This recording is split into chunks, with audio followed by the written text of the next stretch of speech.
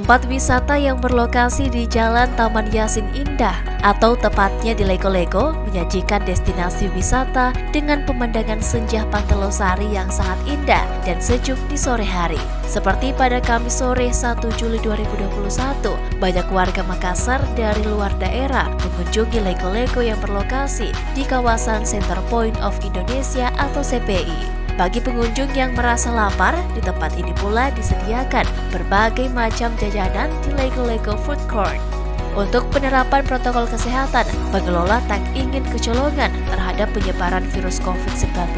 Setiap waktu pengelola melalui pihak keamanan berkeliling menyampaikan ke pengunjung agar menerapkan protokol kesehatan seperti memakai masker dan menjaga jarak. Menjaga kesehatan dan keselamatan diri, keluarga, dan lingkungan kita, yaitu dengan mengikuti disiplin protokol kesehatan yang telah ditetapkan oleh pemerintah.